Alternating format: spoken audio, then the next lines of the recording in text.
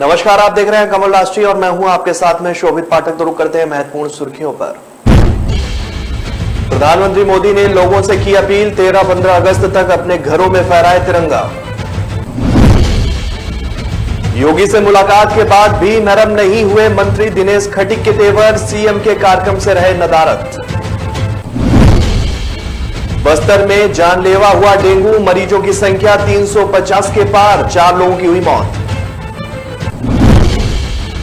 मनीष सिसोदिया को फंसाने की साजिश, आबकारी नीति पर सीबीआई जांच की सिफारिश पर बोले अरविंद केजरीवाल।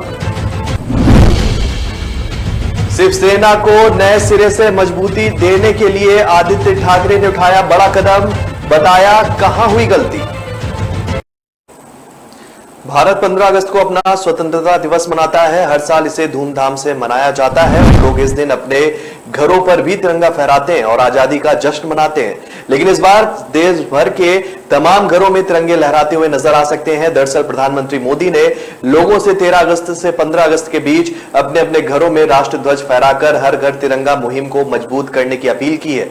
आपको बता दें कि प्रधानमंत्री मोदी ने ट्वीट करते हुए कहा कि यह मुहिम तिरंगे के साथ हमारे जुड़ाव को और गहरा करेगी। उन्होंने यह भी बताया कि 22 जुलाई 1947 को ही तिरंगे को राष्ट्रध्वज के रूप में अपनाया गया था। प्रधानमंत्री मोदी ने कहा कि हम आज उन सभी लोगों के साहस और प्रयासों को याद करते हैं जिन्होंने उस समय स्वतंत्र भारत के लिए एक ध्वज का सपना देखा था। जब हम उपनिवेशिक शासन के खिलाफ लड़ रहे थे, हम उनके सपने को पूरा करने और उनके सपनों के भारत का निर्माण करने की अपनी प्रतिबद्धता को दोहराते हैं। उन्होंने आगे कहा कि इस साल जब हम आजादी का अमृत महोत्सव मना रहे हैं तो आइए हर घर तिरंगा आंदोलन को और मजबूत किया जाए। 13 अगस्त से 15 अगस्त के बीच अपने घरों में तिरंगा फहराएं। यह मुहिम राष्ट्रध्वज के साथ अपने जुड़ाव को और गहरा करेगी। मोदी ने तिरंगे को राष्ट्रध्वज के रूप में अपनाने संबंधी आधिकारिक संवाद की जानकारी भी अपनी ट्विटर पर साझा की है। यूपी के मंत्री दिनेश खटीक ने फिर पलटी मार दी है। पिछले 3 दिनों में उनका यह तीसरा यू टर्न है। योगी आदित्यनाथ से मिलने के बाद कल उन्होंने कहा था कि उन्हें किसी से कोई भी शिकायत नहीं है। मुख्यमंत्री ने उनका इस्तीफा भी नामंजूर कर दिया था। लेकिन क्या यूपी के जल शक्ति राज्य मंत्री दिनेश खटीक फिर नाराज हो गए हैं? ये सवाल इसलिए है क्योंकि आज उन्हें सीएम योगी के साथ एक कार्यक्रम में रहना था, लेकिन वो अपने घर मेरठ पहुंच गए। भूतल सप्ताह के समापन पर आज लखनऊ के लोक भवन में एक कार्यक्रम रखा गया जिसमें योगी आदित्यनाथ इस प्रोग्राम के मुख्य अतिथि बनाए गए थे। जल शक्ति विभाग के कैबिनेट मंत्री स्वतंत्र देव सिंह और दोनों राज्य मंत्रियों दिनेश खटीक के साथ साथ रामकेश निषाद को भी बुलाया गया था। दिनेश खटीक को छोड़कर सभी लोग पहुंचे, लेकिन खटीक का तो बस इंतजार ही होता रहा। आपको बता दें कि खटीक बीती रात मेरठ पहुंच गए थे। आखिर अपने विभाग के कार्यक्रम से वे दूर क्यों रहे, इस सवाल पर खटीक ने चुप्पी साध रखी है। 21 जुलाई को दोपहर बाद लखनऊ में दिनेश खटीक ने योगी आदित्यनाथ से उनके घर पर मुलाकात की थी। इस मीटिंग में कैबिनेट मंत्री स्वतंत्र देव सिंह और जल शक्ति विभाग के प्रमुख सचिव अनिल गर्ग भी मौजूद थे। इस बैठक में खटीक ने अपनी सारी शिकायतें योगी को बताई। फिर मुख्यमंत्री ने उन्हें हर तरह की मदद का भरोसा भी दिया था। छत्तीसगढ़ के बस्तर में डेंगू जानलेवा साबित हो रहा है। पिछले 15 दिनों में डेंगू से अब तक 4 लोगों की मौत भी हो चुकी है। इसमें 2 मासूम बच्चों के साथ 2 वयस्क भी शामिल हैं। वहीं जिले में डेंगू मरीजों का आंकड़ा 350 के पार पहुंच चुका है। साथ ही मलेरिया के मरीज भी जिले में मिल रहे हैं। बेकाबू डेंगू से निपटने के लिए जिला प्रशासन और स्वास्थ्य विभाग की ओर से कोशिशें नाकाम साबित हो रही हैं। जिले में पिछले 1 हफ्ते में 100 से ज्यादा डेंगू के केस सामने आ चुके हैं। दरअसल 2 सप्ताह बाद मासूम बच्चों की डेंगू से मौत होने के बाद जगदलपुर शहर के जवाहर नगर वार्ड में रहने वाले दीपक शर्मा और आसना के साथ रहने वाले गुड़ाकेश जोशी की भी मौत हो गई। इधर शहरी क्षेत्र के साथ साथ ग्रामीण अंचलों में भी डेंगू के मामले बढ़ने से लोगों की परेशानी बढ़ गई है। मरीज की बढ़ती संख्या को देख जिला प्रशासन के अधिकारी भी लगातार मॉनिटरिंग कर रहे हैं। साथ ही इलाकों में दवा का छिड़काव करने की बात भी कही जा रही है, लेकिन यह सारी तमाम कोशिशें नाकाम ही साबित हो रही है। वहीं अस्पताल में भी सही समय पर उचित इलाज नहीं मिल पाने की वजह से लोगों को इस बीमारी से जूझना पड़ रहा है।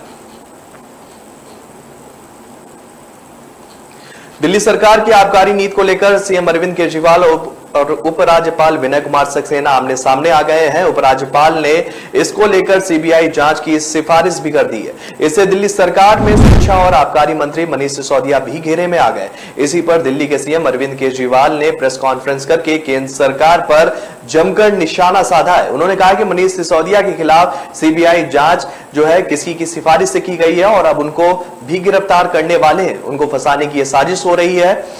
केजरीवाल ने कहा कि अब नया सिस्टम लागू हुआ है, पहले आदमी खोजते हैं फिर केस बनाते हैं। मैं मनीष सिसोदिया को 22 सालों से जानता हूं, बेहतर और ईमानदार व्यक्ति हैं। केजरीवाल ने दिल्ली सरकार में शिक्षा मंत्री की भी जिम्मेदारी वो संभाल रहे हैं। मनीष सिसोदिया की तारीफ करते हुए उन्होंने कहा कि जो है वो दिन रात मेहनत करके दिल्ली के स्कूलों को साफ सुथरा रख रहे हैं। वो सुबह 6 बजे से सरकारी स्कूलों का दौरा करते हैं। दिल्ली के सीएम ने केंद्र सरकार को चुनौती देते हुए कहा कि हमें जेल से डर नहीं लगता, तुम सावरकर की ओर और हम भगत सिंह की औलाद हैं। केजरीवाल ने कहा कि आपके नेता कट्टर ईमानदार हैं, इसलिए ये कीचड़ फेंकना चाहते हैं। केजरीवाल ने इसके साथ ही कारण गिनाते हुए बताया कि केंद्र सरकार उनके आगे क्यों रोड़े अटका रही है। उनका कहना था कि पंजाब में विधानसभा चुनाव जीतने के बाद आम आदमी पार्टी पूरे देश में फैल रही है, ये उसे रोकना चाहते हैं। केजरीवाल ने कहा कि जब से पंजाब में आम आदमी पार्टी जीती है और पूरे देश में फैल रही है, ये नहीं चाहते हैं कि आम आदमी पार्टी आगे बढ़े। हर आदमी चाहता है कि अच्छी शिक्षा, बिजली, पानी मिले।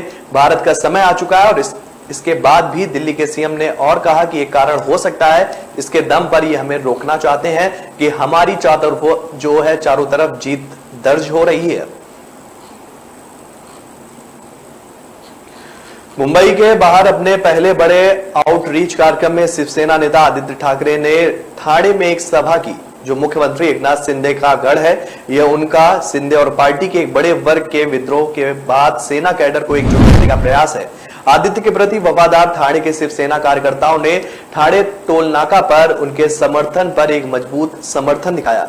जब वे यहां पहुंचे, 4 जिलों ठाणे, नासिक, अहमदाबाद और औरंगाबाद की अपनी 3 दिवसीय शिव संवाद यात्रा पर है, जहां वह उद्धव ठाकरे के नेतृत्व वाली शिवसेना के लिए समर्थन को एकजुट करने की कोशिश में लगे हैं। उन्होंने ठाणे में भिवंडी और शाहपुर में बैठकें की हैं, जहां शिंदे का पर्याप्त जनाधार भी है। शिवसेना के शिंदे गुट को देशद्रोही बताते हुए आदित्य ने भिवंडी में कहा कि वे देशद्रोही हैं और हमारी पीठ में उन्होंने छुरा घोंपा है। अब जरा भी शर्म बची हो तो विधायक पद से इस्तीफा दे दो और चुनाव का सामना करो। हालांकि उन्होंने यह भी कहा कि अगर कोई ठाकरे गुट में लौटता है तो मातोश्री के दरवाजे खुल जाएंगे, क्योंकि हमारा दिल बड़ा है। आदित्य ने कहा कि हम लोगों के लिए काम करते रहे, लेकिन हमने एक गलती की, हमने राजनीति नहीं की, हमने लोगों का साथ चाहा और हमें धोखा मिला। तो ब्रेक पर जाने से पहले रुक करते हैं महत्वपूर्ण सुर्खियों पर। प्रधानमंत्री मोदी ने लोगों से की अपील, 13-15 अगस्त तक अपने घरों में फहराए तिरंगा। योगी से मुलाकात के बाद भी नरम नहीं हुए मंत्री दिनेश खटीक के तेवर, सीएम के कार्यक्रम से रहे नदारद। बस्तर में जानलेवा हुआ डेंगू, मरीजों की संख्या 350 के पार, 4 लोगों की हुई मौत। मनीष सिसोदिया को फंसाने की साजिश, आबकारी नीति पर सीबीआई जांच की सिफारिश पर बोले अरविंद केजरीवाल। शिवसेना को नए सिरे से मजबूती देने के लिए आदित्य ठाकरे ने उठाया बड़ा कदम, बताया कहां हुई गलती।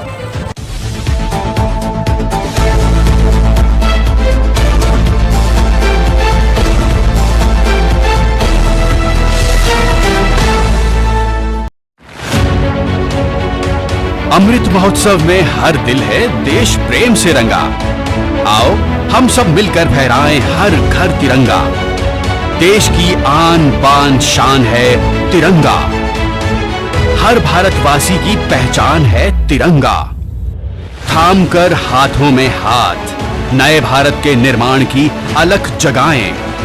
देकर एक दूजे का साथ, हर शहर हर गांव हर घर तिरंगा फहराएं। तिरंगा यूं ही सदा शान से लहराता रहे, दिल यूं ही आजादी के गीत गाता रहे। हम सबका जोशे जुनून है तिरंगा, हर देशवासी की पहचान है तिरंगा। आओ अपने तिरंगे को घर लेकर आएं, इस बार हर घर तिरंगा फहराएं।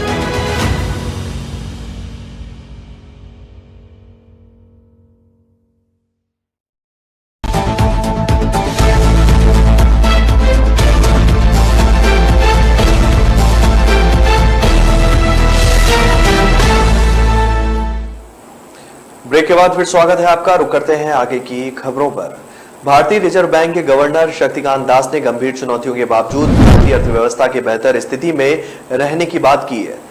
आज लोगों को संबोधित करते हुए आरबीआई गवर्नर शक्तिकांत दास ने कहा कि गंभीर वैश्विक परिदृश्य के बीच भारतीय अर्थव्यवस्था अपेक्षाकृत बेहतर स्थिति में है। आरबीआई गवर्नर शक्तिकांत दास ने कहा कि अन्य देशों की मुद्रा की तुलना में भारतीय रुपया जो है बेहद अच्छी स्थिति में। रुपए में तेज उतार चढ़ाव और अस्थिरता नहीं आने दी जाएगी। भारतीय रिजर्व बैंक बाजार में अमेरिकी डॉलर की आपूर्ति कर रहा है और इस तरह नकदी की पर्याप्त आपूर्ति सुनिश्चित कर रहा है। आरबीआई के कदमों से रुपए के सुगम कारोबार में मदद भी मिली है। इसके अलावा शक्तिकांत दास ने कहा कि असुरक्षित विदेशी मुद्रा के लेन देन से घबराने के बजाय इस पर तथ्यात्मक रूप से ध्यान देने की जरूरत है। आरबीआई के गवर्नर का यह भी मानना है कि महंगाई के लक्ष्यीकरण के लिए 2016 में अपनाए गए मौजूदा ढांचे ने बहुत अच्छा काम किया है और आरबीआई के लक्ष्य के अनुपात में ही महंगाई के स्तर देखे गए हैं। आरबीआई गवर्नर ने रेपो रेट को लेकर एक सवाल के जवाब में कहा कि आरबीआई लिक्विडिटी और दरें बढ़ाने के बारे में फैसला लेते वक्त ग्रोथ संबंधी लक्ष्य को हमेशा ध्यान में रखता है और इसी के मुताबिक आरबीआई की मौद्रिक नीति समिति अपने कदम लेती है। हरियाणा के मुख्यमंत्री मनोहर लाल खट्टर ने पंचकुला में हरियाणा विधानसभा द्वारा नेशनल ई विधान एप्लीकेशन को लेकर आयोजित 2 दिवसीय कार्यशाला का शुभारंभ अवसर पर कहा कि आगामी विधानसभा सत्र में कागज रहित कार्रवाई होगी। मुख्यमंत्री ने कहा कि सदन की कार्रवाई के दौरान विधायकों के सामने टैबलेट होंगे। उन्होंने कहा कि कागज रहित विधानसभा की कार्यवाही पर्यावरण की दृष्टि से भी अनुकूल होगी। आगे उन्होंने कहा कि ई विधान सभा जो है एक अच्छी नीति है। आज पूरी दुनिया जो है डिजिटल के माध्यम से आगे बढ़ रही है। कंप्यूटर के युग ने जीवन को सरल बना दिया है। सभी विभागों को डिजिटल किया जा रहा है। अगर हमें समय के साथ चलना है तो हमें कंप्यूटर, टैबलेट और लैपटॉप का उपयोग करना होगा और उनको चलाने में कुशल होना होगा। उन्होंने आगे कहा कि उनकी सरकार ने कई कल्याणकारी योजनाओं और सुविधा को ऑनलाइन कर दिया है। उन्होंने आगे कहा कि शीघ्र ही हरियाणा विधानसभा की एक और इमारत का निर्माण कराया जाएगा। इस पर सहमति बन गई है। कागजी प्रक्रिया को जल्द ही पूरा कर लिया जाएगा। नया भवन बनाने के लिए हरियाणा विधानसभा का मौजूदा भवन भी रहेगा और दोनों भवनों में अपने तरीके से कामकाज किया जाएगा। विधानसभा के नए भवन की जरूरत महसूस की जा रही थी। भविष्य में विधायकों की संख्या बढ़ती है तो मौजूदा विधानसभा में सीटें बढ़ाने की जगह जो है वहां पर नहीं है। इसके चलते नई विधानसभा बनाने का फैसला लिया गया है। केंद्रीय सड़क परिवहन मंत्री नितिन गडकरी ने सदन में बताया है कि देश भर में राष्ट्रीय राजमार्गों के लिए टोल दरें समान होती हैं और गौरतलब है कि तमिलनाडु से राज्यसभा सांसद कनिमोझी एनवीएन सोनू ने टोल दरों को लेकर सदन में सवाल उठाया था। तमिलनाडु से राज्यसभा सांसद कनिमोझी एनवीएन सोमू ने सदन में जो है तमिलनाडु के नेशनल हाईवे पर प्रति किलोमीटर के सफर में वसूले जाने वाले टोल रेट को लेकर सवाल किया था और इसका जो है पूरा ब्यौरा भी मांगा था। उन्होंने पूछा था कि क्या तमिलनाडु में राष्ट्रीय राजमार्गों पर प्रति किलोमीटर की यात्रा टोल दर अन्य राज्यों से अधिक है और क्या उनके राज्य में यात्रियों ने अन्य राज्यों की तुलना में अधिक टोल टैक्स का भुगतान किया है। इसके साथ ही तमिलनाडु में 10 साल से अधिक पुराने टोल गेटों में टोल दरों में बढ़ोतरी और टोल जो है कलेक्शन को वापस लेने के अनुरोध वाला मुद्दा भी सदन के पटल पर उठाया गया। इस पर केंद्रीय सड़क परिवहन राजमार्ग मंत्री नितिन गडकरी ने जवाब दिया कि तमिलनाडु सहित राष्ट्रीय राजमार्गों पर यात्रा करने वाले यात्रियों के लिए पूरे देश में टोल दरें एक समान है। गडकरी ने आगे कहा कि राज्य सरकारें नियमित तौर पर टोल प्लाजा से संबंधित मुद्दों पर प्रतिनिधित्व करती हैं। नेता प्रतिपक्ष तेजस्वी यादव ने केंद्र सरकार की पर जो है जबरदस्त हमला बोला है। सोशल मीडिया पर पोस्ट कर तेजस्वी यादव ने लिखा कि देशवासी नोटबंदी के बाद से बदहाल अर्थव्यवस्था, बेतहाशा महंगाई, रिकॉर्ड तोड़ बेरोजगारी एवं नौकरी के विकल्पों के अभाव से पहले से ही जूझ रहे थे और अब सरकार ने आजादी के बाद अति आवश्यक खाद्य पदार्थों, गेहूं, अनाज, चावल, आटा, किताब, कफन, इलाज इत्यादि पर भी जीएसटी लगाकर गरीबी में आटा गीला करने जैसा क्रूर काम किया है। आजाद भारत में पहली बार अनाज और कफन पर टैक्स लगाया गया है। इसका सबसे अधिक खामियाजा निम्न और मध्यम वर्ग को उठाना पड़ेगा। तेजस्वी ने आगे लिखा कि इस टैक्स के कारण दूध, दही, घी, आटा, चावल, स्टेशनरी इत्यादि के भाव 10-15% बढ़ गए हैं और इसने लोगों की पढ़ाई लिखाई, खान पान व पोषण अर्थात लोगों के भविष्य और वर्तमान पर सीधा असर पड़ रहा है। हर बीतते महीने के साथ देश में 1.5 से 2 करोड़ बेरोजगार की संख्या में बढ़ोतरी हो रही है। यानी सरकार की गलत आर्थिक नीतियों और बिना सोचे समझे अचानक लिए गए अतार्किक फैसलों एवं गलत जन विरोधी नीतियों के कारण एक और आय के विकल्प लगातार खत्म हो रहे हैं। वहीं बढ़ती महंगाई और नित नए थोपे जा रहे टैक्सों के कारण बचत और जीवन यापन करना भी असंभव सा हो गया है। नेता प्रतिपक्ष ने कहा कि सरकार दाम बढ़ाकर, राष्ट्र की संपत्ति बेचकर, निजीकरण कर, नौकरी छीनकर लोगों की पेट पर लात मारकर कमाई करना बिल्कुल भी बंद करे। आम आदमी, गरीब, मजदूर, किसान का जीना इस जो है सरकार में मुहाल हो गया है। झारखंड के कृषि, पशुपालन एवं सहकारिता मंत्री बादल पत्रलेख ने मानसून की वर्षा में कमी पर चिंता व्यक्त करते हुए कहा है कि पूरे राज्य में इस वर्ष अब तक 58% कम वर्षा हुई है, जिसके चलते इस मौसम में अब तक 10% से भी कम खरीफ की बुआई का काम हुआ है। झारखंड के कृषि एवं पशुपालन तथा सहकारिता मंत्री बादल पत्रलेख ने झारखंड राज्य फसल राहत योजना के क्रियान्वयन के संदर्भ में भी सभी जिलों के उपायुक्तों, कृषि पदाधिकारियों के साथ जो है वीडियो कॉन्फ्रेंस से बैठक के बाद पत्रकारों को संबोधित करते हुए ये जानकारी दी। मंत्री ने कहा कि 15 मई से 15 अगस्त के बीच पूरे राज्य में बुआई का मौसम होता है, लेकिन बारिश कम होने से पूरे राज्य में 10% से भी कम बुआई का काम हुआ है, जो एक शुभ संकेत नहीं है। बादल ने कहा कि इस वर्ष बारिश कम हुई है, 10% से भी कम बुआई हुई है और 65% तक जो है बिचड़ा डाला गया है। इसे देखते हुए सभी उपायुक्तों को निर्देशित किया गया है कि वैकल्पिक फसल की योजना तैयार रखें। मंत्री बादल पत्रलेख ने झारखंड राज्य फसल योजना के बारे में भी जानकारी देते हुए कहा कि कृषि गोष्ठियों के माध्यम से लोगों को जागरूक करने का प्रयास किया जा रहा है। उन्होंने कहा कि प्रखंड एवं जिला स्तर पर समन्वय समिति का गठन किया गया है। तो ब्रेक पर जाने से पहले रुक करते हैं महत्वपूर्ण सुर्खियों पर। प्रधानमंत्री मोदी ने लोगों से की अपील, 13-15 अगस्त तक अपने घरों में फहराए तिरंगा। योगी से मुलाकात के बाद भी नरम नहीं हुए मंत्री दिनेश खटीक के तेवर, सीएम के कार्यक्रम से रहे नदारद। बस्तर में जानलेवा हुआ डेंगू, मरीजों की संख्या 350 के पार, 4 लोगों की हुई मौत। मनीष सिसोदिया को फंसाने की साजिश, आबकारी नीति पर सीबीआई जांच की सिफारिश पर बोले अरविंद केजरीवाल। शिवसेना को नए सिरे से मजबूती देने के लिए आदित्य ठाकरे ने उठाया बड़ा कदम, बताया कहां हुई गलती।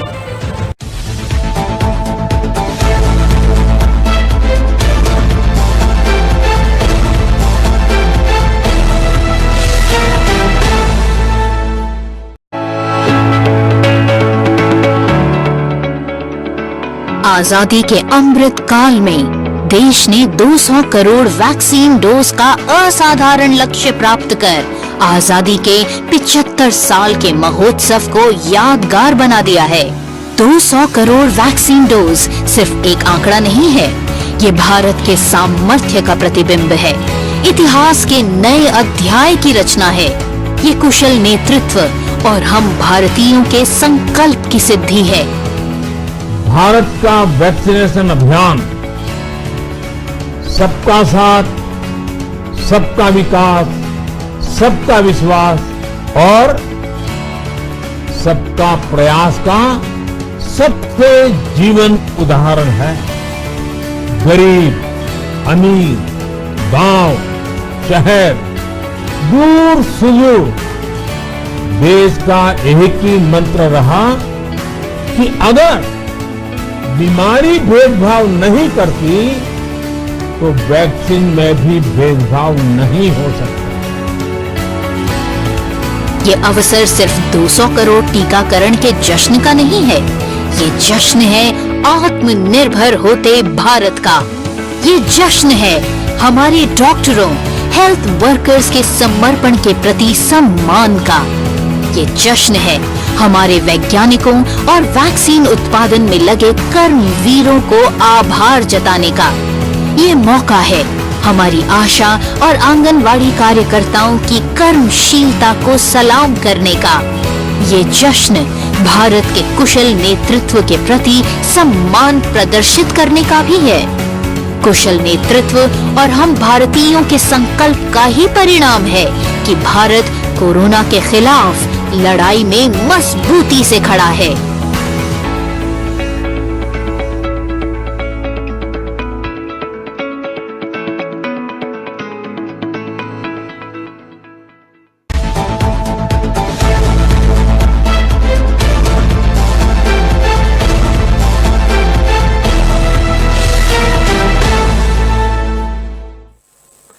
ब्रेक के बाद फिर स्वागत है आपका। रुक करते हैं आगे की खबरों पर। विवादों में रहने वाली उत्तराखंड सरकार में कैबिनेट मंत्री रेखा आर्य एक बार फिर से विवादों में घिर गई है। ये विवाद उनके ही विभाग द्वारा जारी की गई 2 चिट्ठी को लेकर हुआ है। एक लेटर में विभाग के कर्मचारी और अधिवक्ता और अधिकारियों से अगले महीने यूपी के बरेली में होने वाले एक धार्मिक आयोजन में हिस्सा लेने की बात कही गई है। ये आयोजन कोई और नहीं बल्कि विभाग की मंत्री रेखा आर्या करवा रही हैं। वहीं दूसरा पत्र बाल विकास विभाग का है, जिसमें सभी अधिकारी कर्मचारियों और आंगनबाड़ी कार्यकर्त्रियों से जलाभिषेक करने के निर्देश दिए गए। ये फोटो सोशल मीडिया में शेयर करने के भी निर्देश हैं। उत्तराखंड सप्लाई डिपार्टमेंट के अधिकारी कर्मचारी अगस्त फर्स्ट वीक में बरेली में एक धार्मिक आयोजन में व्यस्त रहेंगे। ये आयोजन विभागीय मंत्री रेखा आर्य ही करा रही हैं। इस कार्यक्रम में अधिकारी और कर्मचारियों को भी इनवाइट किया गया है। इसके लिए बाकायदा विभागीय पत्र भी जारी किया गया है। यह पत्र खाद्य विभाग के अपर आयुक्त PS पांगती ने जारी किया है, जिसको लेकर विवाद हो गया है। दरअसल विभाग की मंत्री रेखा आर्य 4 से 9 अगस्त तक यूपी के बरेली में 108 शिवलिंगों की प्राण प्रतिष्ठा करवा रही हैं, जिसमें आने के लिए विभागीय अधिकारियों कर्मचारियों को निमंत्रण दिया गया है। इस आयोजन में मंत्री के समर्थक रिश्तेदारों के अलावा बड़ी संख्या में स्थानीय लोग भी मंडारा चखने के लिए वहां जुटेंगे और मंत्री ने लगे हाथों अपने विभाग के सभी अधिकारी कर्मचारियों को भी आयोजन में बुलाया है। इस मामले पर खाद्य मंत्री रेखा आचार्य विवादित बयान देते हुए कहती हैं कि मैंने किसी की कनपटी पर बंदूक रखकर निमंत्रण नहीं दिया है। जिसको आना है वह अपनी मर्जी से आ सकता है। हालांकि उन्होंने यह भी कहा कि वे पता करेंगी कि यह पत्र किस स्तर पर लिखा गया है। पश्चिम बंगाल के मुर्शिदाबाद में भीषण आग लगने की खबर सामने आ रही है। यह आग कंडी वन क्षेत्र में तड़के सुबह लगी। आग लगने की सूचना के बाद दमकल की कई गाड़ियां मौके पर पहुंची और आग बुझाने का काम उन्होंने पूरा किया। आग लगने की सूचना जैसे ही वन विभाग के अधिकारियों को मिली, वैसे ही हड़कंप मच गया। इन्हीं अधिकारियों ने आग लगने की सूचना दमकल विभाग को दी, जिसके बाद दमकल की कई गाड़ियां मौके पर पहुंची और आग पर काबू पाने की कोशिश करने लगी। हालांकि इस मामले में यह भी जानकारी अभी सामने नहीं आई है कि आग किन कारणों की वजह से लगी है और कितना नुकसान अभी तक हुआ है। इससे पहले मई के महीने में पश्चिम बंगाल के ही चांदनी चौक इलाके में भीषण आग लगने की सूचना मिली थी। ये आग कपड़े की दुकान में लगी थी। आपको बता दें कि अभी 2 महीने पहले यानी कि 20 मई को पश्चिम बंगाल की राजधानी कोलकाता के चांदनी चौक इलाके में एक कपड़े की दुकान में आग लग गई थी। यहां भी आग सुबह सुबह लगी थी और इस आग ने बहुत ही जल्दी विकराल रूप धारण कर लिया था। भारत और वेस्टइंडीज के बीच आज 3 मैचों की वनडे सीरीज का पहला मुकाबला खेला जाना है। यह मैच त्रिनादत के पोर्ट ऑफ स्पेन में भारतीय समय के अनुसार शाम 7 बजे से खेला जाएगा। इससे पहले वेस्टइंडीज के स्पिनर अकील हुसैन ने कहा है कि भारतीय स्टार ऑलराउंडर रविंद्र जडेजा की तरह बनना चाहते हैं। इसके अलावा उन्होंने टीम इंडिया को लेकर भी बड़ा बयान दिया है। अकील हुसैन ने कहा कि एक दिन मैं भारतीय ऑलराउंडर रविंद्र जडेजा जैसा खिलाड़ी बनना चाहता हूं। उन्होंने कहा कि मैंने उनसे पूछा था कि वो भारत की टीम में पहुंचने से पहले ही बल्लेबाजी और गेंद दोनों से अफसरों को भुना लेते हैं, तो उन्होंने मुझसे कहा था यह कुछ ऐसा है कि जिसके बारे में आपको जानना चाहिए और प्राप्त करना है। क्लब के कोच, क्षेत्रीय कोच और उन्हें बताएं कि आपको अवसर की आवश्यकता होती है, क्योंकि अंतर्राष्ट्रीय स्तर पर खेला गया फिर महत्वपूर्ण समय में प्रदर्शन करना बहुत मुश्किल होता है। हुसैन ने INN से बातचीत करते हुए कहा कि आपको सुनिश्चित करना होगा कि आप क्लब और क्षेत्रीय स्तर पर उस अवसर को प्राप्त करने की स्थिति में हैं या नहीं।